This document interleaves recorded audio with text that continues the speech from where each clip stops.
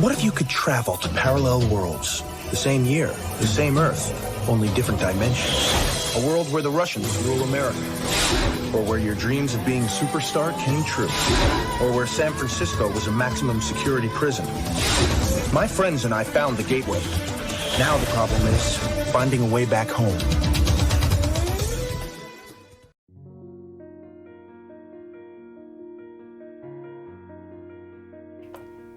Sliders is a light-hearted science fiction television series that aired on Fox beginning in 1995 and later finished its run on the Sci-Fi Channel.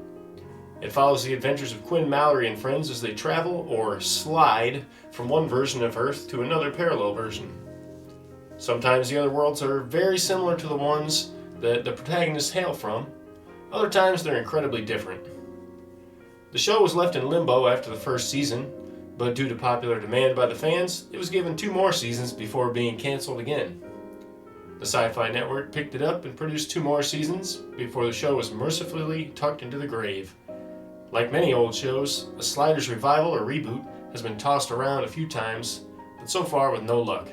So being from the 90s, the show is a little bit campy and you can tell it's a little dated as far as writing goes. It's also a little tonally inconsistent. They don't always do a very good job of tying together, serious stuff and comedic stuff, but sometimes they do and it really shines, and other times they really kind of focus on one aspect or the other and they do a great job.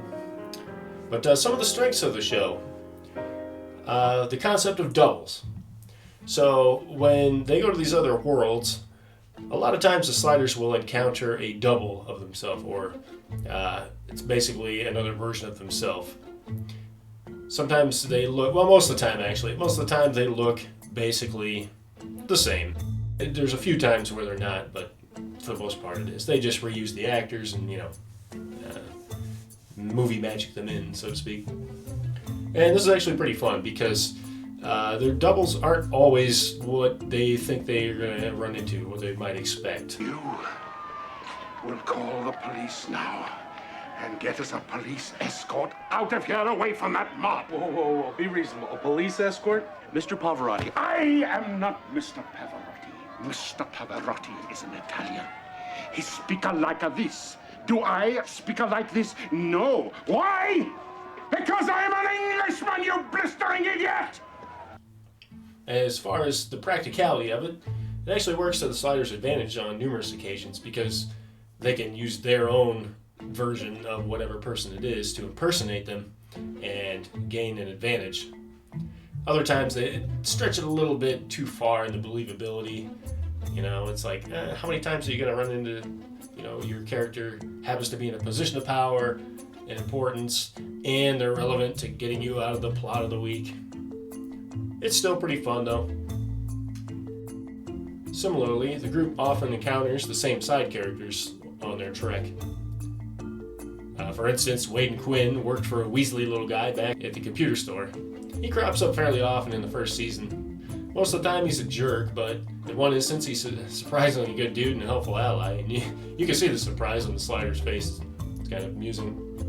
There's also a taxi driver who shows up a lot, Pavel, a hotel clerk, and then there's a couple of fellow physics students who, actually one of them sounds like a surfer bro.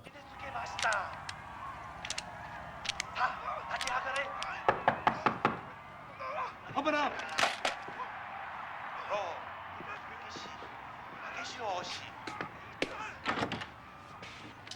Conrad Benish Jr.? Maybe. Who wants to know? FBI. Whoa! What are you guys doing here? Oh, hey, if it's about that bong I just bought, I thought it was a plant holder. Honest. Come with us. Most of the time, these characters are chomping at the bit to rat out our protagonists. It's a little silly sometimes, but it's also funny. They get there and almost instantaneously somebody's calling the cops or calling a secret government organization on them.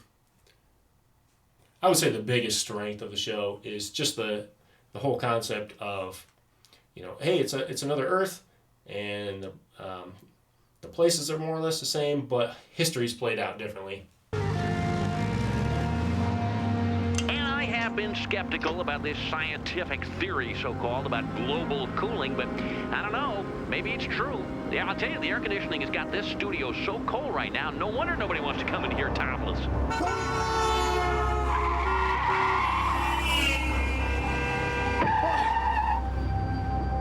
What are you, blind? It's a green light for crying out loud. And this is kind of sad. This is the day when the very last CD rolls off the assembly line. If they roll off, I don't know how they get off it, but apparently they just the vinyl LP won the battle, and vinyl, ladies and gentlemen, is here to stay. Everybody's crazy. You know, did you see this in the paper this morning? Jack Kennedy does not want to run for another term. And I can understand this, people, because if you start the day in bed with Marilyn, that's where you want to spend the day. Weird, Tripper. Weird, not real funny. So the four of these characters are sort of thrown together into this adventure, and they end up getting stuck because they are lost. They don't know how to get back to their reality. This is a problem because they don't know how many realities there are. There might be a couple, there might be a million, and they have no way of really navigating through them. When they initially leave, they use the equipment in Quinn's basement, and they have a little handheld timer, looks like a modified Motorola. And the little timer is then what they use once they're on these other worlds to basically exit or slide out. The downside of the timer is, well, it's on a timer. They have some type of, some amount of random amount of time when they show up on a world before the timer is going to activate again. It's almost like they get like a random number set that you would have in a computer. You have like a multiple sets of these random numbers, number tables, and they kind of get stuck with one of these with the timer, is what it feels like.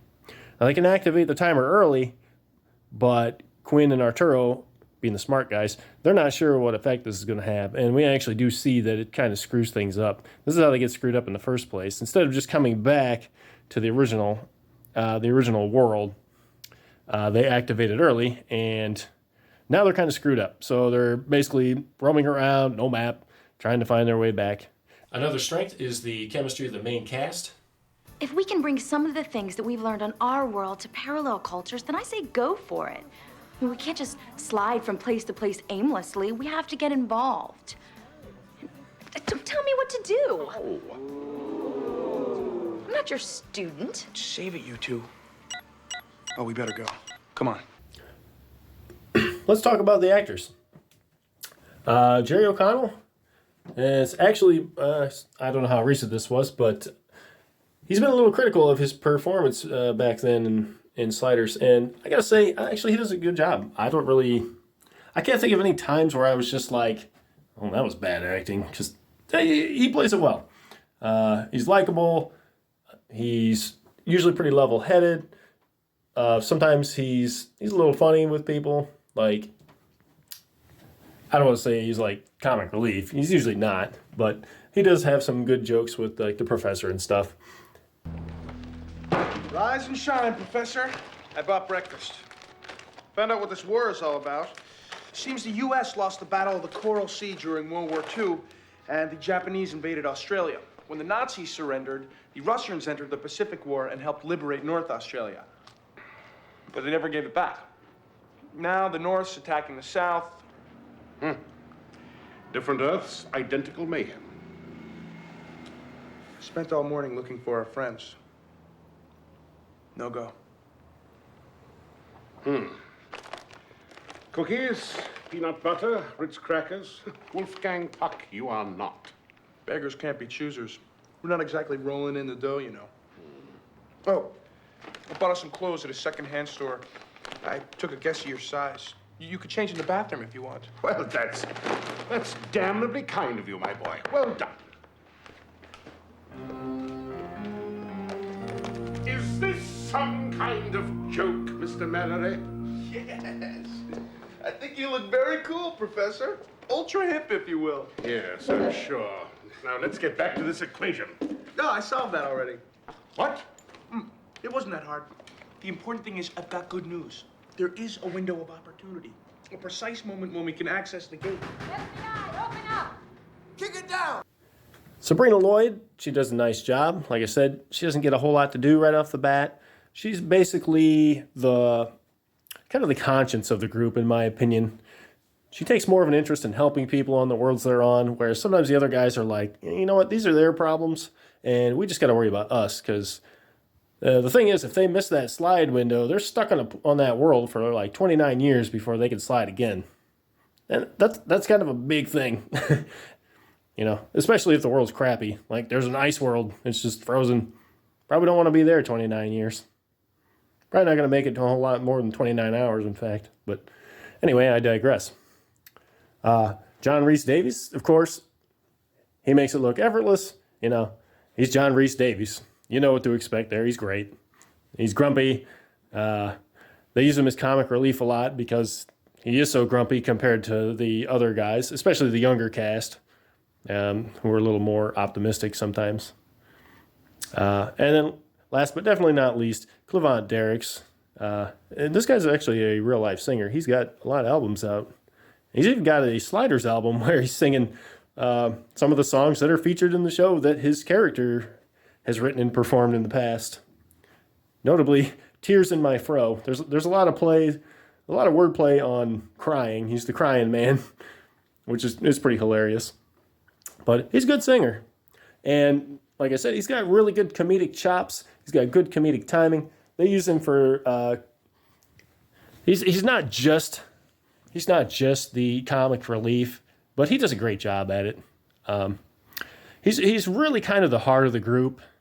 He doesn't have a lot to contribute as far as like, well, let's figure out these equations or you know, how do we get back? How do we fix this timer or something like that? You know, Wade Wells, Sabrina Lloyd's character, is kind of in the same boat. She's smart, but she's more like a generalized smart. She's not into like all the physics and stuff.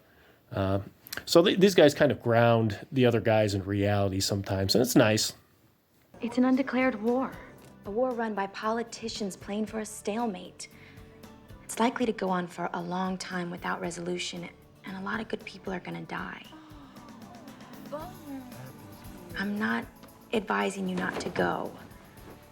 I'm just urging you to follow your conscience. How about that, fellas? Leave the girl alone for a day or two, and she becomes a full-fledged guru. So this is a wasted potential video, and there's definitely some reasons for that. While Sliders had some really good strong points, it's definitely a lot of funny, heartfelt moments, and really cool concepts. There's a lot of cons. The biggest one is going to be studio meddling. So the big downside to this studio meddling, well, I mean, it's meddling. Of course, there's going to be a downside, and never really an upside. The studio was like, hey, it's the 90s, and, you know, these kids, they want action. There ain't action in these shows, damn it. So they start monkeying with stuff. They start moving episodes around, like episode air orders, which means you get a couple of episodes that don't even line up right. There's one where the beginning of the episode is actually tied into the end of a later episode because the later episode was supposed to come first, and the studio moved it for ratings.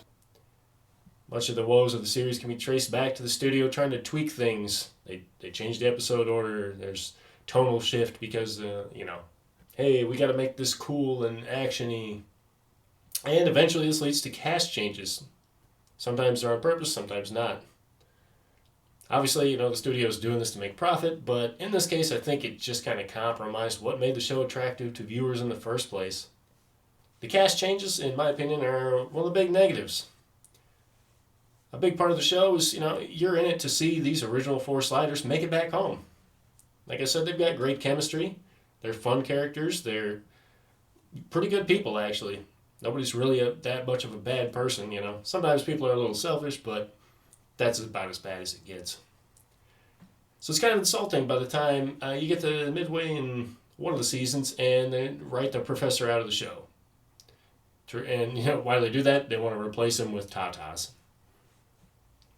That is pretty much it. Apparently, John Rhys Davies was a little bit, I guess he was a little unhappy because they weren't giving him stuff to work with. You know, he thought, there's a lot of potential here in this show, and you guys are turning this into movie ripoffs. and it's stupid. It's a waste. And he's right. It was. It got really stupid really quick. So he complained a little bit, and then they decided, hey, you know what? We're gonna kick this guy out, and we're gonna replace him with Carrie Wurr. Actually, adding in Carrie leads to some behind-the-scenes conflicts with Sabrina Lloyd, and I guess eventually this causes Sabrina Lloyd to leave the show. And it's kind of insulting too, because by this point, the creator and the co-creators, Tracy Torme and a couple of other guys, actually left the show as well.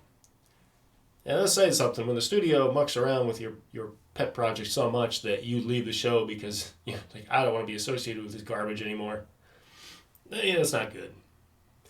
And unfortunately, they end up writing just a terrible fate for the character of Wade Wells. And nobody really likes it. And at some point, Jerry O'Connell actually leaves the show, and he's replaced by some other actor entirely. It's kind of weird because they maybe could have used his brother. His brother Charlie O'Connell was on the show for a little bit. And, I mean, he definitely looks more like Jerry than anybody else, but whatever. It's not good that your lead leaves the show. This is the guy that started it all, and he's not even there for the end of the show. I mean, the character is, but, that's a different guy, and they do kind of write it to where he becomes his own character a little bit, too. He's not exactly Quinn Mallory. I mean, he is, but, yeah, there's some weird stuff there. So is there hope for the future? As with a lot of these older niche shows, there's been a lot of intermittent talks about a continuation, whether it's a revival or a reboot. And nothing's really come to fruition yet. Jerry O'Connell has like a Funny or Die skit where he kind of does just a short play on the sliders. He's trying to drum up some interest. It's a little old now, I suppose, maybe 5 or 6 years. But it's still kind of funny. It's actually probably what most of us would do if we had a portal that would get us out of a world, You have to watch it. It's kind of funny. Allow me, madam. It would be my pleasure to press your button. 5. Oh, you're getting to the 5th floor, too. There you are. Chivalry is not dead. How lucky for us. Oh, a woman with a dry sense of humor. How delightful. Man who presses buttons. How interesting. Well, there's far more to me than a sense of gallantry, madam, as you yourself could find out over a fine candlelit dinner. Now, that's very tempting, but I don't like large men or men with beards or phony English accents. Other than that, you might have had a chance. Good morning, Ms. Ross. Morning. Congratulations, Professor. You just hit on the mayor. John Rhys Davies has gone on record numerous times saying, hey, let's get this thing going while we're still around. And, I guess that makes sense coming from him. He is the oldest of the cast. Really, it's a damn shame because Sliders could benefit greatly from a renaissance here.